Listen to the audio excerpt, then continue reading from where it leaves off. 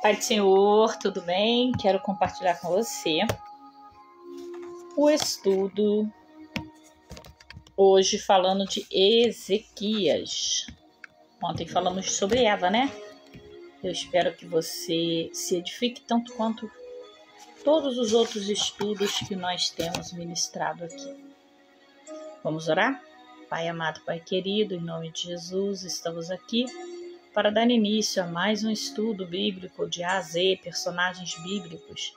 Hoje falaremos um pouco sobre Ezequias e pedimos que o Teu Espírito Santo nos conduza, nos condicione, nos direcione, nos abençoe, para que possamos aprender mais e mais, porque só se levanta para ensinar quem se senta para aprender.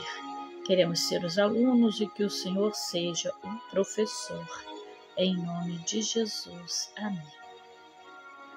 Alguém me perguntou assim, bispa, por que a senhora insiste em ministrar estudo na internet? Não tem ninguém, poucas pessoas ou às vezes ninguém. Às vezes eu passo por lá e vejo a senhora sozinha falando. E eu disse, enquanto o Senhor me permitir o fôlego da vida e me conduzir a transmitir esses estudos e outros mais que virão, eu vou fazer. Porque às vezes não tem ninguém ao vivo, mas às vezes as pessoas passam depois. Eu vou observar as visualizações depois. Por exemplo, o último estudo que eu falei de Eva aqui, eu fui observar depois a quantidade, muito pouco comenta, poucos curtem, né? Eu não vou dizer para você que... Mas sim. Eu não vou dizer para você que todo mundo comenta e curte, não. Mas vê, né? E ouve. Quando ouve, se edificam. E depois, quem está perdendo, ou melhor, deixando de ganhar, é quem não vem assistir. É quem não para assistir. Não sou eu que estou ministrando. Quando eu estou ministrando aqui, eu estou recebendo também. Por que eu me prejudicaria por aqueles que não querem? Jamais. Continuarei aqui, enquanto assim estiver me edificando e o Senhor me permitindo. Vamos falar hoje sobre Ezequias. Amém? Pastor Carlos, Pai do Senhor. Glória a Deus. É nosso Pastor Carlos aí chegando, ó. Tô falando. Nem que seja uma passadinha, sempre uns e outros dá. Não precisa ter multidão, não. Nós não contamos quantidade, nós contamos qualidade. Que seja pouco, mas que sejam os poucos que, né, aprendam, que se edificam, que querem crescer, que querem aprender, né? Estou aqui com a minha filha doente, né, com antibiótico, mas ainda assim dou a minha parada para vir aqui trazer o alimento espiritual para você, trazer o alimento espiritual para a minha vida, trazer o alimento espiritual para as nossas vidas. Porque enquanto vida eu tiver, o meu prazer é ensinar, o meu prazer é servir, é esse... Aí, Bispa Adriana Justen, seja bem-vinda, minha bispa linda, pastor. Também amamos o Senhor, pastor, Deus abençoe. Vamos estudar, então? Também estou com saudade, bispa Adriana. Agora... nós vamos falar sobre Ezequias. Vamos aprender? Eu vou fazer a leitura para você desse livro abençoado que eu adquiri, né? Enciclopédia da vida dos principais personagens bíblicos de A a Z. Já estamos na letra E, terminando a letra E, e hoje vamos falar sobre Ezequias. Tá bom, meu pastor? Fica tranquilo, tá? Não tem problema não. Deus abençoe. Vamos lá. Nome hebraico significa o Senhor fortalece. Você sabia disso? O nome Ezequias é um nome hebraico e significa o Senhor fortalece. Ezequias foi o 13º rei de Judá após a divisão do reino unificado. Os que não consideraram o reinado de Atalia lá em 2 Reis, capítulo 11, versículo 3, consideraram Ezequias como o 12º rei de Judá. E reinou 29 anos em Judá, aproximadamente, de 715 a 686 anos antes de Cristo. Ezequias nasceu por volta de 740 a.C. e era filho do rei Acás e de Abi. Acás foi o rei perverso e não somente roubou o tesouro do templo para subornar os assírios e mantê-los afastados, como trouxe também para Judá o culto à idolatria, aos deuses cananeus. Leia isso lá em 2 Crônicas, capítulo 28, versículo 19 ao 22. Acás não foi colocado no sepulcro dos reis e, por isso, acredita-se que ele havia sido vítima de alguma enfermidade que representava um juízo de Deus sobre seus pecados. Ezequias reinou conjuntamente com seu pai, 729 a 715 a.C., e, com a idade de 25 anos, tornou-se rei absoluto em Judá. É dito que a queda de Samaria, em 722 a.C., ocorreu no 6º ano de seu reinado, 2 Reis 18:10. Esse 6º ano não era do reinado absoluto, mas sim do período ainda de corregente junto com seu pai. Ezequias era um rei piedoso, como todos os relatos bíblicos demonstravam. Vamos aos relatos: 2 Reis 18 a 20, 2 Crônicas 29 a 33, Isaías 33 a 39. Então, esses relatos diz que Ezequias era um rei piedoso. De acordo com o autor do livro dos Reis, não houve outro como ele, nem antes nem depois, porque Ezequias confiava no Senhor. 2 Reis 18, 5. Paz do Senhor, pastora Celina. Um testemunho da fidelidade dele também é citado em Jeremias, capítulo 26, versículo 18 a 19. Os dias anteriores a Ezequias haviam sido dias de mudança no cenário político e militar do mundo da época. Damasco havia sido conquistada por Tiglat-Pileser III em 732 a.C. e Samaria, capital do Reino do Norte, por Salmaneser V em 723/22. O rei sucessor Salmaneser da Síria, 722 a 706 a.C., havia avançado em direção à Filístia para conquistar Asdod em 711 a.C. Ou seja, Judá era um dos próximos alvos a serem alcançados naqueles dias.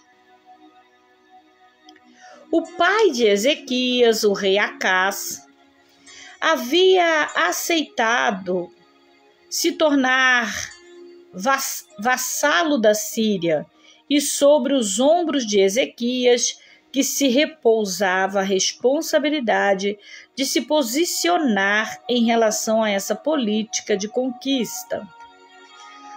No primeiro ano do seu reinado, Ezequias se viu diante de uma decisão crítica.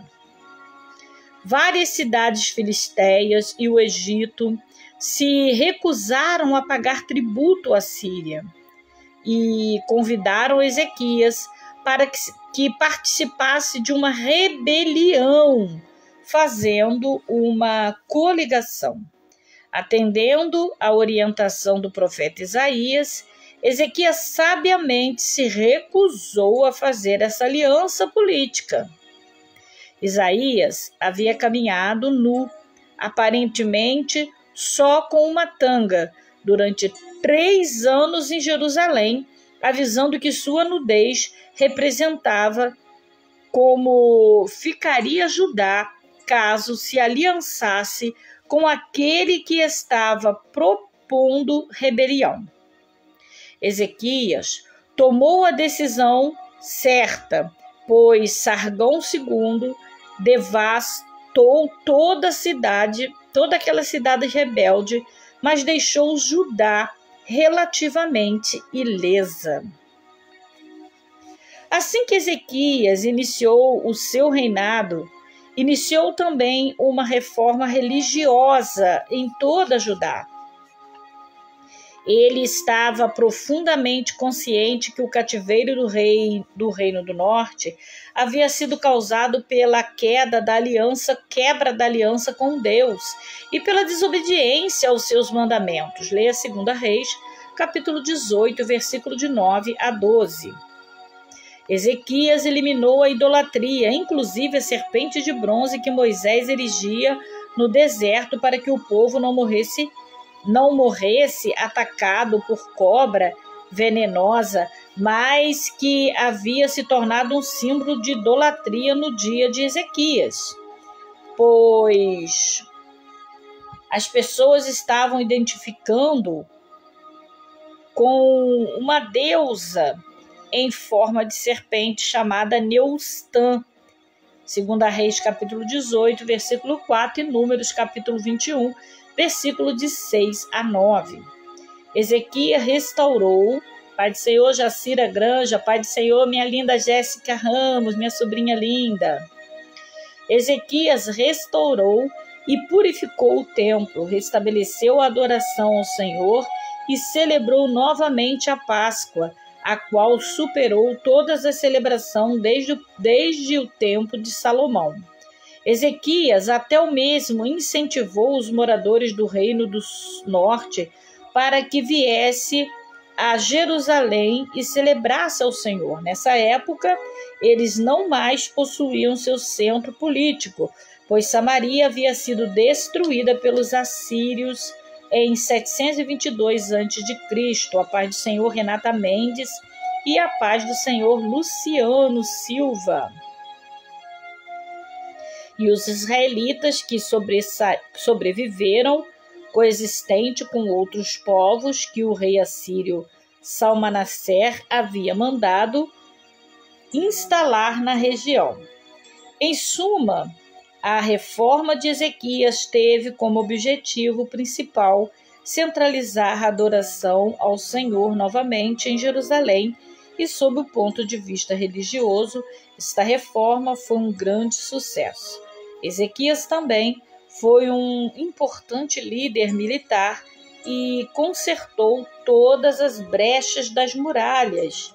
Sobre elas construiu torres, ergueu uma grande muralha na parte externa, restaurou o terraço de apoio na cidade de Davi e mandou fazer grandes quantidades de arma e escudo. 2 Crônica, capítulo 32, versículo 5.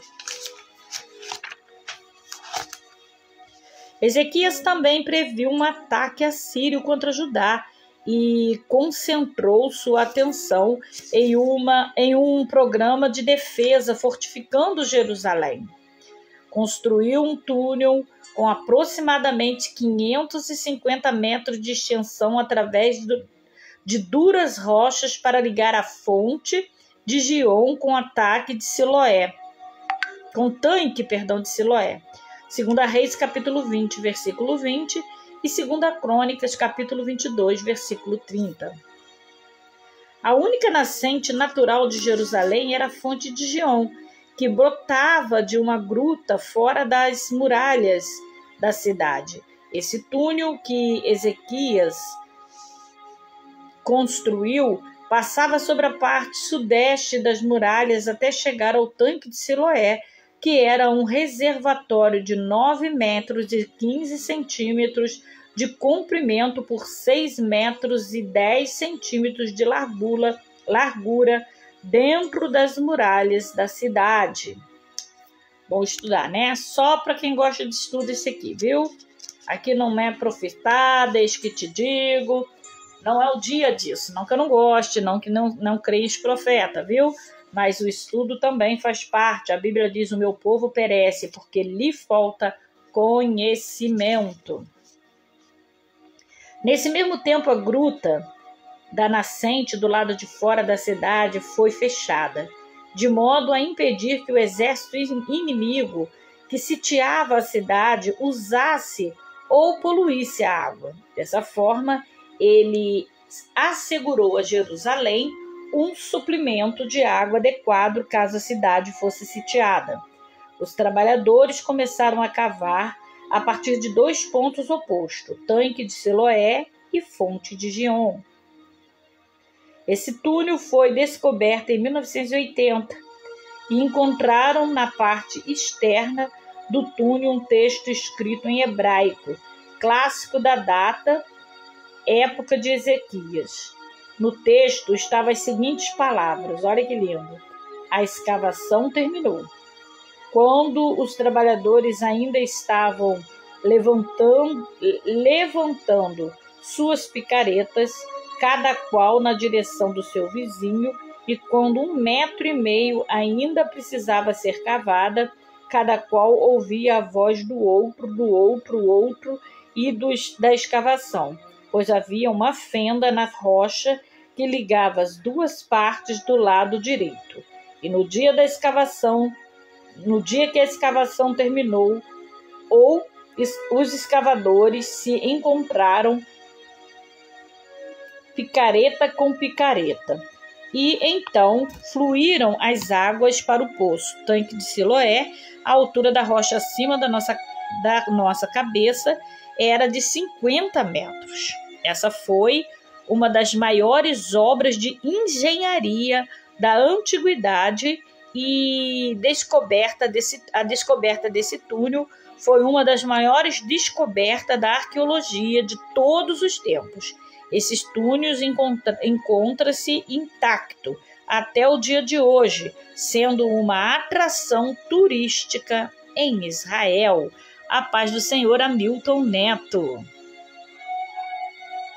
Com o crescimento religioso e os preparativos militares, Ezequias reuniu o povo na praça da cidade e encorajosamente manifestou sua confiança em Deus e na sua proteção, 2 Crônicas 32, de 1-8. Judá era obrigado a pagar um imenso tributo todos os anos à Síria, e à medida que o tempo passava, mais e mais Ezequias sonhava com a independência. Em 715 a.C., Sargão II, rei da Síria, morreu e Sanaqueribe assumiu o seu lugar. Assim que Sargão II morreu, Sargão II, morreu, grande parte dos vassalos da Síria decidiram novamente se rebelar contra o domínio dela, e dessa vez Ezequias aceitou fazer parte. Judá havia se tornado, virando a página, vassalo da Síria nos dias de Acais, pai de Ezequias, e ele achava essa oportunidade ideal para romper com esse jugo.